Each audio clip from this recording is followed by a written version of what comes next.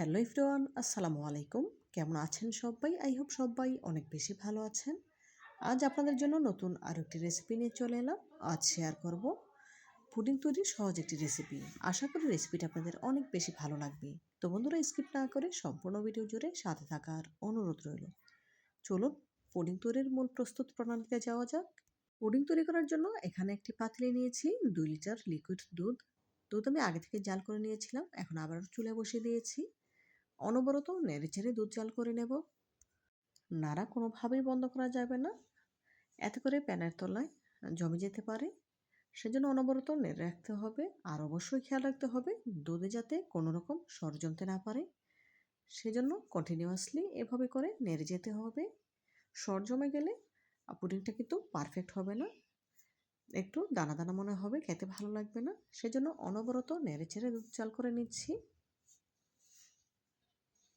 বন্ধুরা, পুডিং তৈরি করা একদম সহজ, চাইলে যে কেউ বানিয়ে নিতে পারে। অনেক বাচ্চারা আছে যারা দুধ খেতে পছন্দ করে না, আর যারা দুধ খেতে পছন্দ করে না তাদের এভাবে করে পুডিং তৈরি করে খাওয়াতে পারে। এতে করে দুধের পুষ্টিটা পেয়ে যাবে।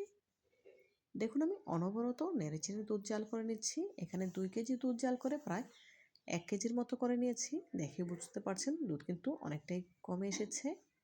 আপনাদের দেখিয়ে দেব দুধের ঘনত্ব কেমন হবে। আর পাতিলের চতুর্দিকটা পরিষ্কার করে রাখছি যাতে করে দুধের সর জমে না যায়। এইভাবে করে কন্টিনিউয়াসলি নেড়েচেড়ে 2 লিটার দুধ জাল করে আমি 1 লিটার করে নিয়েছি। দেখুন দুধের ঘনত্ব কেমন হয়েছে, দেখে নিশ্চয়ই বুঝতে পারছেন। অবশ্যই যতটুকু দুধ নেবেন তার অর্ধেক জাল করে কমাতে হবে। দেখুন দুধ জাল করা হয়ে গিয়েছে, এখন গ্যাসের ফ্লেম অফ করে দেব।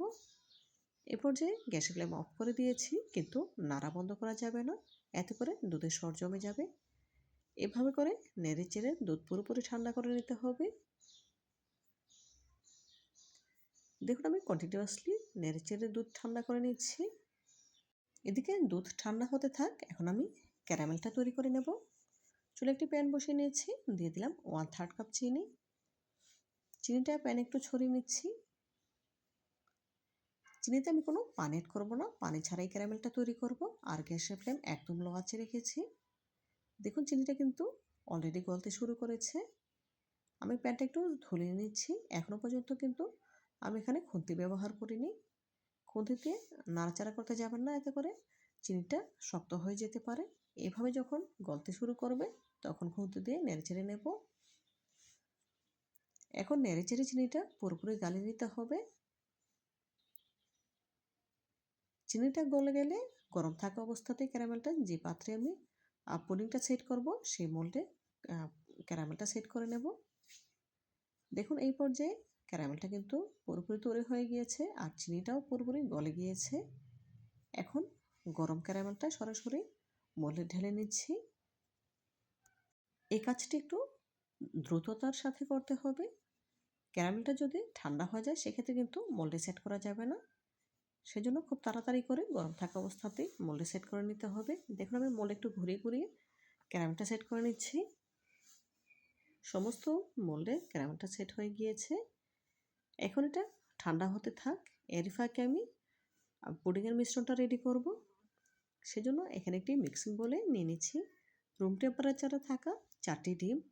ডিম যদি ফ্রিজে থাকে সেক্ষেত্রে কমপক্ষে 30 মিনিট আগে ফ্রিজ থেকে নামিয়ে নর্মাল টেম্পারেচার করে নেবেন।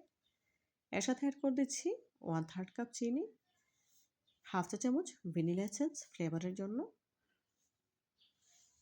ভ্যানিলা এসেন্স দিলে ডিমের যে একটা গন্ধ আছে সেটা কেটে গিয়ে খুব সুন্দর ফ্লেভার ছাড়বে। তবে আপনারা যদি ভ্যানিলা এসেন্সের পরিবর্তে অন্য কিছু দিতে চান সেক্ষেত্রে 1 চিমটি পরিমাণ এলাচ পাউডার দিতে পারেন, এতে করে খুব সুন্দর ফ্লেভার আসবে। দেখুন হ্যান্ড উইক্সের সাহায্যে খুব ভালোভাবে নেড়েচেড়ে চিনিটা গালিয়ে নিয়েছি। এর মধ্যে দুধ পুরোপুরি ঠান্ডা হয়ে গিয়েছে। এখন ঠান্ডা দুধ সমস্তটাই ঢেলে দিয়েছি।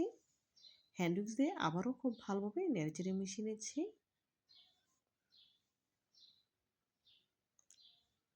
মিশিয়ে নেওয়া হয়ে গেলে যে মোল্ডে আমি ক্যারামেল সেট করে রেখেছি সে মোল্ডে সরাসরি ঢেলে দেব। খুব ভালোভাবে মিশিয়ে নিয়েছি। এখন মোল্ডে ঢেলে নিচ্ছি। মোল্ডে ডিম আর দুধের মিশ্রণটা ঢেলে নিয়েছি। এখন এটাকে বেক করার পালা। পুডিং বেক করার জন্য চুলায় একটি পাতিলে পর্যাপ্ত পরিমাণে পানি দিয়ে ফুটিয়ে নিয়েছি। তার উপরে একটি হাঁড়ি রাখার স্ট্যান্ডার বসিয়ে দিয়েছিলাম। তার উপরে পুডিংয়ের মোল্ড বসিয়ে দিলাম ঢাকনা দিয়ে ঢেকে ঘড়ি ধরে 40 মিনিট লো টু মিডিয়ামের মাঝামাঝি রেখে জাল করে নিয়েছি। এর মধ্যে পুডিংটা আমার বেক করা হয়ে গিয়েছে। দেখুন কাঠের সাহায্যে একটু চেক করে নিচ্ছি। কাঠিতে একটু লেগে আসেনি, তার মানে পুডিংটা আমার হয়ে গিয়েছে। এখন অপেক্ষা করব পুডিংটা পুরোপুরি ঠান্ডা হওয়া পর্যন্ত। এই পর্যায়ে পুডিংটা পুরোপুরি ঠান্ডা হয়ে গিয়েছে। এখন একটি চাকুর সাহায্যে মোল্ডের সাইড থেকে আগলা করে নিচ্ছি, দেখে বুঝতে পারছেন। এখন মোল্ড আউট করে নেব।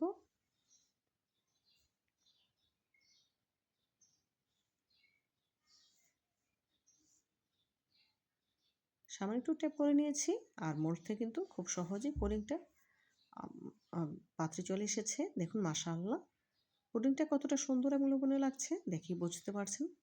তো বন্ধুরা, আমার রেসিপিটি ফলো করে আপনারা একবার হলেও বাসায় এভাবে ক্যারামেল পুডিং তৈরি করে খেয়ে দেখবেন, ইনশাআল্লাহ অনেক বেশি ভালো লাগবে।